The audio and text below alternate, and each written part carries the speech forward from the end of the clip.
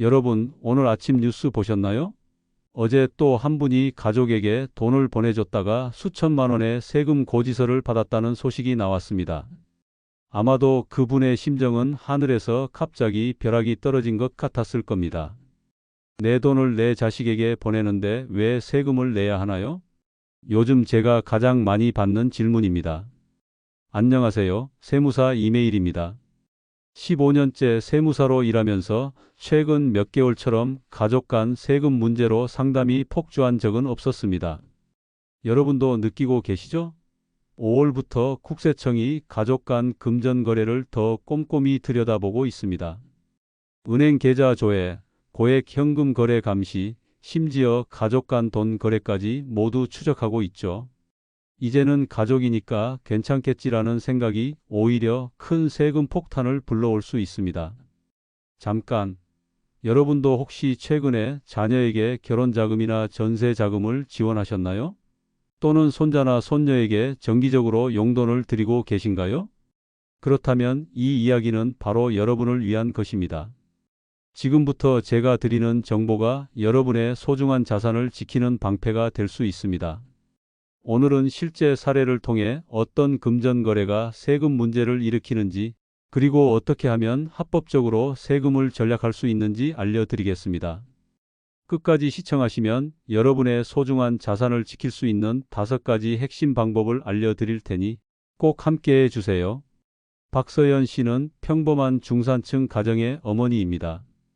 30년 넘게 직장에 다니며 꼬박꼬박 저축한 돈으로 아들의 미래를 준비했죠.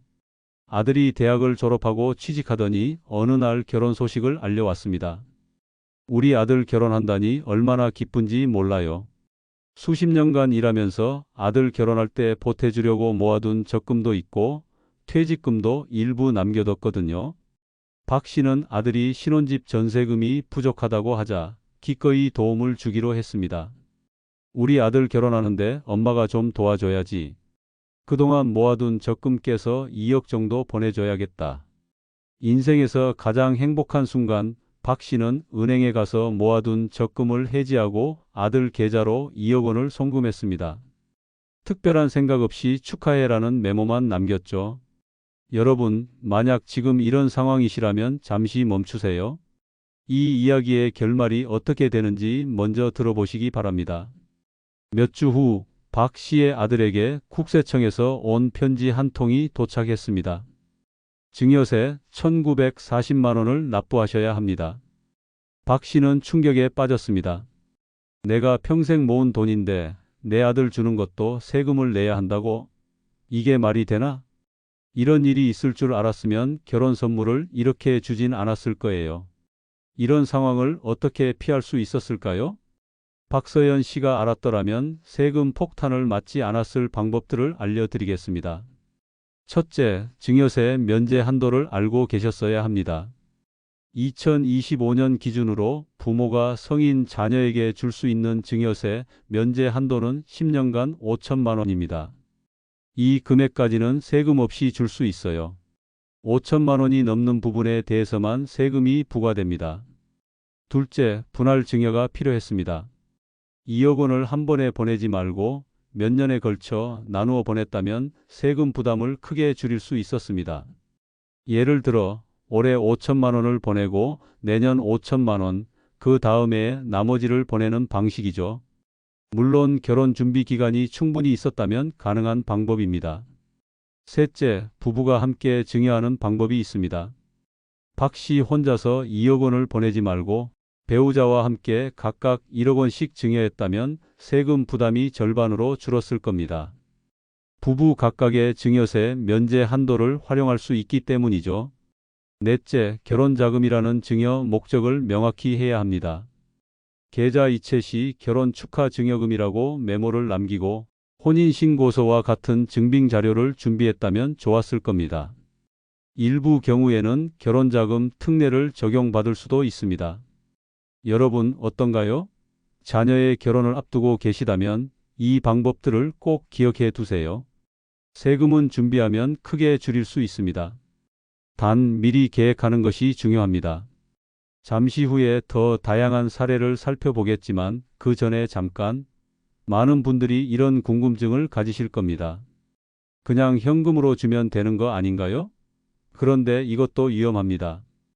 요즘은 하루에 1천만 원 이상 현금 거래를 하면 은행에서 자동으로 국세청에 보고된다는 사실을 알고 계셨나요? 게다가 나중에 자녀가 그 현금으로 큰 돈을 쓸 때 출처를 증명하기 어려울 수 있습니다. 김민수 씨는 은퇴한 전직 공무원입니다. 40년 가까이 성실하게 근무하고 퇴직한 후 안정적인 연금으로 여유로운 노후를 보내고 있었습니다. 그의 아들 가족은 갑작스러운 사업 실패로 어려움을 겪고 있었습니다. 우리 아들 가족이 요즘 많이 힘들어요. 손자들 교육비도 있고 생활비도 빠듯한데 아버지로서 돕지 않을 수가 없더라고요. 제가 연금을 받으니 그 돈으로 조금씩 보태주고 있습니다. 김 씨는 매달 아들 계좌로 200만 원씩 송금했고 손자들 생일이나 명절에는 추가로 300만 원씩 보내주었습니다. 2년간 이렇게 보내다 보니 총액이 6천만 원을 넘었습니다. 여러분도 자녀 가족에게 비슷하게 도움을 주고 계신가요? 그렇다면 반드시 이 이야기를 끝까지 들어보세요. 그러던 어느 날 김 씨의 아들 계좌에 대해 국세청에서 자금 출처 소명 요구서가 왔습니다. 최근 2년간 지속적인 고액 송금 내역이 확인되었습니다. 해당 자금의 성격 및 용도를 소명하여 주시기 바랍니다. 김 씨의 아들은 당황했습니다. 아버지가 어려운 우리 가족을 도와주시는 건데 이게 웬 소명 요구? 생활비 받는 것도 세금을 내야 한다고? 도대체 어떻게 된 거지? 놀랍게도 국세청은 이제 가족 간의 정기적인 송금도 증여로 볼 가능성이 있습니다. 특히 금액이 크고 지속적이라면 말이죠. 생활비 지원이라고 주장하려면 그에 맞는 증거가 필요합니다. 이런 경우 어떻게 대응해야 할까요? 김민수 씨가 세금 문제를 피하기 위해 알았어야 할 방법들을 알려드리겠습니다. 첫째, 생활비와 증여의 구분이 필요합니다. 매달 일정액을 보내는 것은 생활비 지원으로 인정받을 수 있지만 이를 증명할 수 있어야 합니다. 생활비는 증여세 대상이 아니지만 그 경계가 모호하여 분쟁의 소지가 많습니다. 둘째, 계좌 이체 시 반드시 메모를 남기세요. 아들 가족 생활비, 6월 생활비 지원 같은 명확한 메모가 있어야 나중에 증거로 활용할 수 있습니다. 이 간단한 습관 하나가 나중에 큰 차이를 만들 수 있습니다. 셋째, 자녀 가족의 지출 내역도 중요합니다.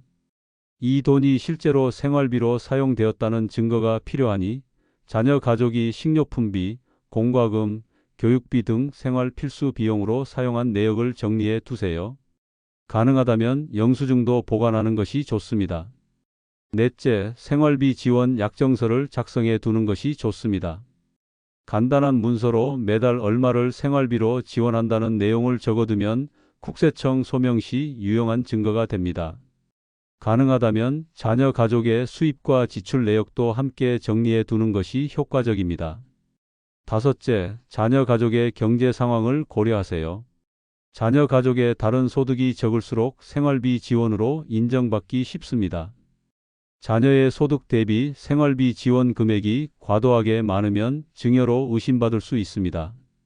김민수 씨의 경우 아들 가족이 사업 실패로 경제적 어려움을 겪고 있었기 때문에 이러한 상황을 잘 증명할 수 있었다면 생활비 지원으로 인정받을 가능성이 높았을 것입니다. 자, 이제 영상의 절반이 지났습니다. 여기까지 들으신 정보만으로도 많은 도움이 되셨을 텐데요. 앞으로 나올 내용은 더욱 중요합니다. 특히 자녀의 사업을 지원하거나 손주 교육비를 지원하시는 분들은 절대 놓치지 마세요. 다음 사례에서는 자녀 사업자금 지원과 관련된 세금 문제를 살펴보겠습니다. 혹시 지금까지의 내용이 도움이 되셨다면 구독과 좋아요 버튼을 눌러주세요. 그리고 이 정보가 필요한 다른 분들을 위해 공유도 부탁드립니다. 이대현 씨는 은퇴 후에도 알뜰하게 모아둔 자산이 있는 성공한 직장인이었습니다. 그의 딸은 오랫동안 꿈꿔왔던 카페 창업을 준비하고 있었습니다. 아버지, 제가 좋은 상권의 카페 자리를 찾았어요. 권리금과 인테리어 비용이 필요한데 은행 대출이 어려워요. 조금만 도와주실 수 있을까요? 어떤 부모가 자식의 이런 부탁을 거절할 수 있을까요? 이 씨는 딸의 꿈을 응원하며 기꺼이 도움을 주기로 했습니다. 우리 딸이 카페를 차리겠다고 해서 아버지로서 도움을 줬지. 물론 나중에 갚으라고 했어. 사업이 잘 되면 조금씩 갚아나가면 될 거라 생각했어. 이 씨는 딸에게 1억 5천만 원을 송금했습니다. 하지만 이 씨는 딸과의 신뢰만 있을 뿐 어떤 서류도 작성하지 않았습니다. 그저 딸 계좌로 돈을 보냈을 뿐이죠. 가족끼리 무슨 서류가 필요해? 이런 생각이었을 겁니다. 여러분, 혹시 자녀의 사업이나 창업을 지원하실 계획이 있으신가요? 그렇다면 다음 내용을 주의 깊게 들어주세요. 6개월 후 이 씨의 딸에게 국세청에서 세금 고지서가 왔습니다. 증여세 2,850만 원을 납부해야 한다는 것이었습니다. 이 씨는 억울했습니다. 이건 증여가 아니라 대출인데 내 딸이 창업하는데 빌려준 돈이라고. 어떻게 이런 일이 있을 수 있지? 평생 세금 꼬박꼬박 냈는데. 이 씨의 딸 역시 당황했습니다. 이제 막 시작한 사업에 2,850만 원이라는 세금까지 내야 한다니 사업을 시작하기도 전에 큰 타격을 입은 셈이죠. 이런 상황을 피하려면 어떻게 해야 할까요? 이대현 씨가 알았더라면 세금 폭탄을 피할 수 있었을 방법들을 알려드리겠습니다. 첫째, 반드시 차용증을 작성해야 합니다. 금액, 대출 목적, 이자율, 상환 기간을 명시한 차용증은 필수입니다. 국세청은 이자율이 최소 4.6% 이상일 때 진정한 대출로 인정합니다. 이보다 낮으면 증여로 간주될 가능성이 높습니다. 차용증에는 다음 내용이 반드시 포함되어야 합니다. 차용 금액, 차용 일자, 이자율 최소 4.6% 이상, 상환 계획 원금 및 이자 상환 일정, 대출 목적, 채무자와 채권자의 서명. 둘째, 공증을 받으세요. 가족 간 금전거래는 의심을 받기 쉬우니 차용증에 공증을 받아두면 증여가 아닌 대출임을 강력하게 증명할 수 있습니다. 법무사 사무실이나 공증사무소에서 간단히 공증을 받을 수 있습니다. 비용이 조금 들더라도 나중에 수천만 원의 세금을 절약할 수 있다고 생각하면 충분히 가치 있는 투자입니다. 셋째, 실제로 이자를 받아야 합니다. 차용증만 써놓고 이자를 받지 않으면 형식적인 대출로 간주됩니다. 매달 또는 분기별로 실제 이자를 받고 계좌 이체 시 대출이자 납부라고 메모를 남겨야 합니다. 예를 들어서 1억 5천만 원에 연 4.6% 이자면 매달 약 57만 원의 이자가 발생합니다. 이 금액을 실제로 받고 기록으로 남겨야 합니다. 넷째, 상환 계획과 실행이 중요합니다. 원금도 계획에 따라 조금씩 갚아나가는 모습을 보여야 진정한 대출로 인정받을 수 있습니다. 예를 들어 5년 동안 매달 일정액을 상환하는 계획을 세우고 실제로 이행하는 것이 좋습니다. 최영희 씨는 자식들을 모두 훌륭하게 키워내고 이제는 손주들의 미래를 준비하는 자상한 할머니였습니다. 특히 첫 손주가 태어났을 때부터 그 아이의 대학 교육을 위해 저축을 시작했습니다. 우리 손주가 나중에 좋은 대학 가서 공부하라고 적금 들어주는 건데 이게 뭐가 문제야? 할머니가 손주 위에 이것도 못 해주나? 최 씨는 손주 이름으로 통장을 개설하고 4년간 손주 통장에 매달 50만 원씩 넣어주었습니다. 태어날 때부터 차곡차곡 모았기 때문에 이미 총액이 2,400만 원에 달했습니다. 손주가 대학에 갈 때쯤이면 충분한 학비를 마련해 주고 싶었던 것이죠. 여러분 중에도 손주를 위해 비슷한 준비를 하고 계신 분들이 많으실 겁니다. 그런 분들은 꼭 이 이야기를 끝까지 들어보세요. 그러던 중 은행에서 예상치 못한 연락이 왔습니다. 최영희 고객님, 미성년자 계좌에 지속적인 고액 입금이 확인되어 국세청에 보고되었습니다. 자금 출처 확인이 필요합니다. 최 씨는 깜짝 놀랐습니다. 아니, 내 손주 위에 저축하는 것도 세금이 붙는다고?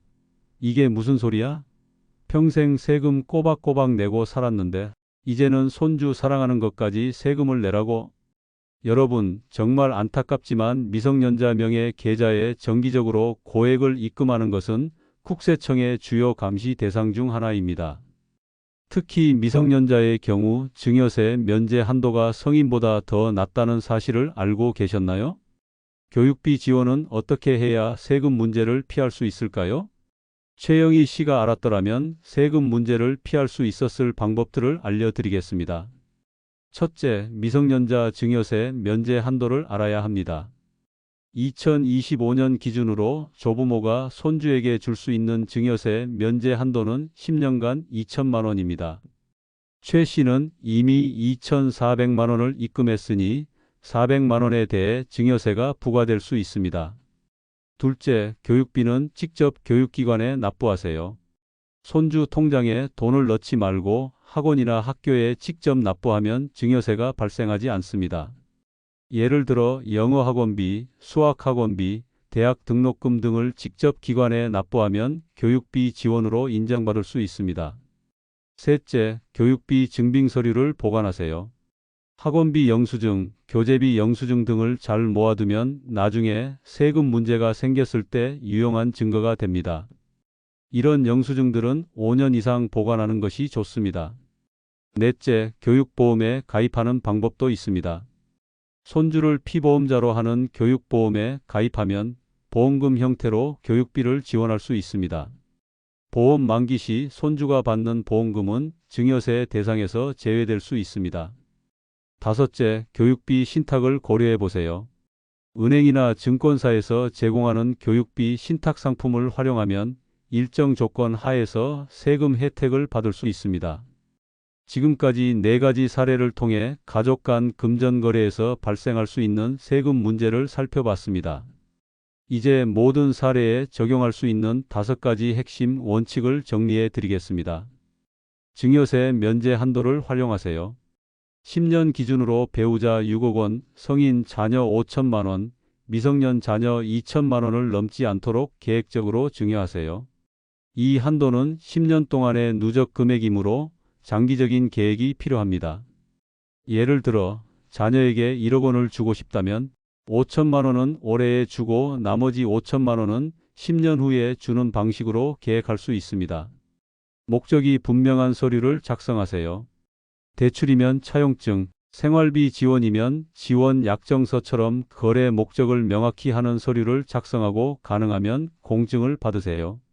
서류 작성이 번거롭게 느껴질 수 있지만 나중에 수천만 원의 세금을 절약할 수 있다고 생각하면 충분히 가치 있는 투자입니다. 계좌 이체 시 메모를 남기세요. 결혼 축하금, 생활비 지원, 이자 납부 같은 명확한 메모는 나중에 중요한 증거가 됩니다. 정기적인 송금의 경우 매번 같은 메모를 남겨 일관성을 유지하는 것이 중요합니다. 실제 이행이 중요합니다. 대출이라면 실제로 이자를 받고 원금도 상환받아야 합니다. 약속을 지키는 것이 중요합니다. 이자 납부가 지연되거나 상환 계획이 지켜지지 않으면 증여로 의심받을 수 있습니다. 현금 거래는 피하세요. 하루 1천만 원 이상 현금 거래는 자동으로 국세청에 보고됩니다. 계좌 이체를 통해 모든 거래 기록을 남기세요. 현금으로 주면 나중에 그 돈의 출처를 증명하기 어렵습니다. 추가 팁을 몇 가지 더 드리자면 금융기관을 통한 공식적인 대출도 고려해 보세요. 부모가 자녀에게 직접 돈을 빌려주는 대신에 금융기관을 통한 대출을 받게 하고 부모가 이자를 지원해주는 방식도 있습니다. 이렇게 하면 공식적인 대출 기록이 남아 나중에 증여로 의심받을 가능성이 줄어듭니다. 또한 금액이 크거나 복잡한 상황이라면 세무사나 변호사와 상담하는 것이 좋습니다. 전문가의 조언을 통해 더 효과적인 방법을 찾을 수 있습니다. 몇십만 원의 상담료가 아깝다고 생각하실 수 있지만 이것이 수천만 원의 세금을 절약하는 길이 될 수 있습니다. 만약 증여세가 발생한다면 증여받은 날부터 3개월 이내에 신고해야 합니다. 기한을 넘기면 가산세가 부과되어 더 많은 세금을 내게 됩니다. 신고는 국세청 홈택스에서 온라인으로도 가능합니다. 여러분, 지금까지 들으신 내용 중에 혹시 이거 내 얘기 같은데 하는 부분이 있으셨나요? 그렇다면 지금이라도 준비하셔서 세금 문제를 피하시길 바랍니다. 여러분, 세금은 무조건 내는 게 아닙니다. 합법적인 방법으로 절세하는 것은 여러분의 권리입니다. 오늘 알려드린 방법들을 잘 활용하셔서 소중한 자산을 지키시길 바랍니다. 특히 요즘처럼 국세청의 감시가 강화되고 있는 시기에는 더욱 주의가 필요합니다. 가족끼리 주고받는 돈도 이제는 국세청의 눈을 피할 수 없습니다. 하지만 올바른 준비와 계획이 있다면 세금 폭탄은 충분히 피할 수 있습니다. 여러분의 소중한 자산을 지키는데 오늘 영상이 조금이나마 도움이 되었길 바랍니다. 이 영상이 도움이 되셨다면 구독과 좋아요로 응원 부탁드립니다. 그리고 주변 분들에게 공유해 주세요. 여러분의 작은 관심이 더 많은 분들에게 도움이 될 수 있습니다. 감사합니다.